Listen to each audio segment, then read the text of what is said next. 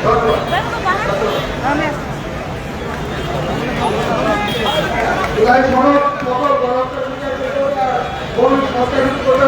মনের কথা নাকি সবাইকে একসাথে জাতিগুলি আদায় করতে হবে, কোনো ছাড় নাই, নাহলে আরেকটা জুলাই হবে নাকি ইনশাআল্লাহ। ধন্যবাদ।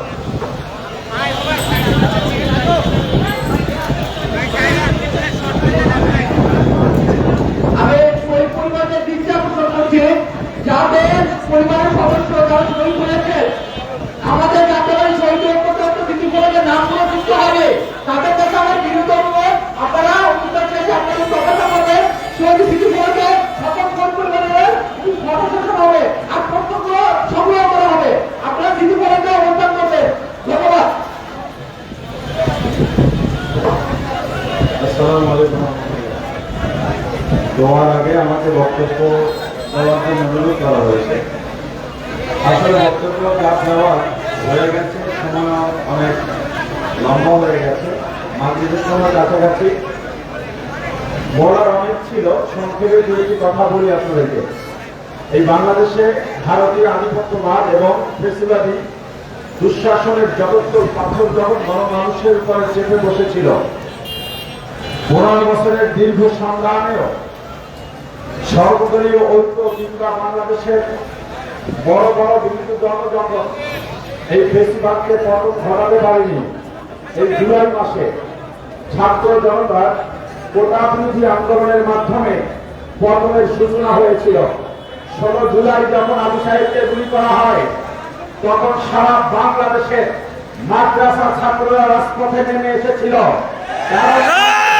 উপরে গুলি, আমার বোনদের আত্মচিৎকার, যাত্রাবাড়ির কথা বলা হয়, সারা বাংলাদেশে ওলামায়ে কেরাম মাদ্রাসা ছাত্র জীবন দিয়েছে, রক্ত দিয়েছে। এই বাংলাদেশের গণঅভ্যুত্থানে বিজয় আগ মুহূর্ত পর্যন্ত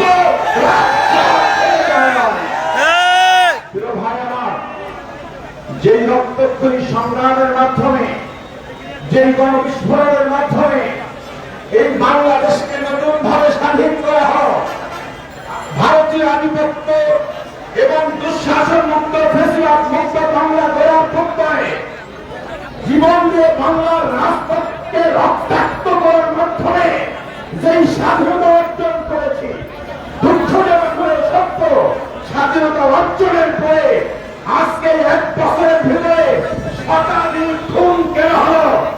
এই বাংলাদেশে, নতুন বাংলাদেশে আবার ফেসিবাদী ভাষায় কারা কথা বলছে?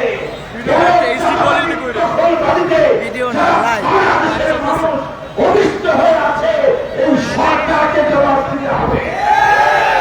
আমি মনে করি এই সরকার, আমরা যে আশা, যে প্রত্যাশা নিয়ে, যে স্বপ্ন নিয়ে, যে বিপ্লবের স্বপ্ন নিয়ে এই সরকারকে আমরা নির্বাচিত করেছিলাম, এই সরকার আমাদের আশা, আমাদের প্রত্যাশা, আমাদের স্বপ্ন পূরণে সম্পূর্ণরূপে ব্যর্থ হয়েছে।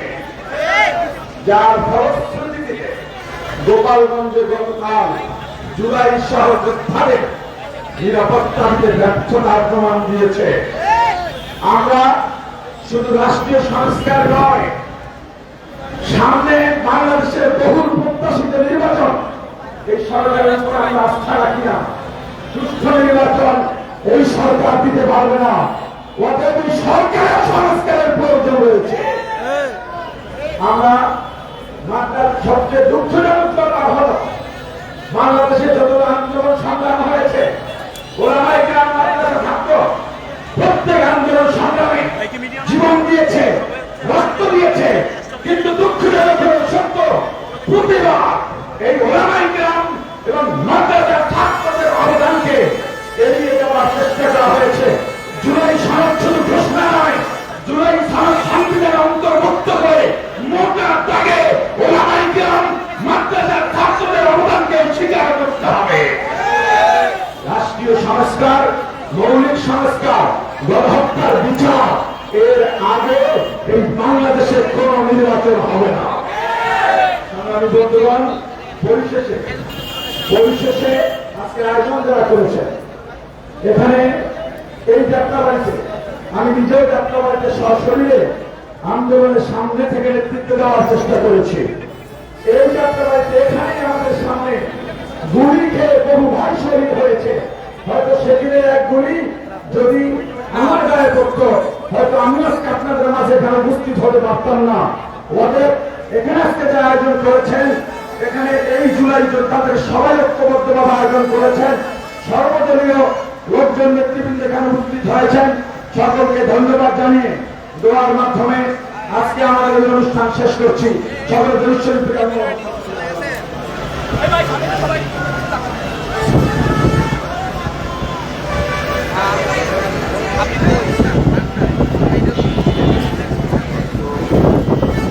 اللهم آمين. ربنا ظلمنا أنفسنا وإن لم تغفر لنا وترحمنا لنكونن من الخاسرين. ربنا آتنا في الدنيا حسنة وفي الآخرة حسنة وقنا عذاب النار. আল্লাহ আজকের এই অনুষ্ঠানকে আপনি কবুল করেন।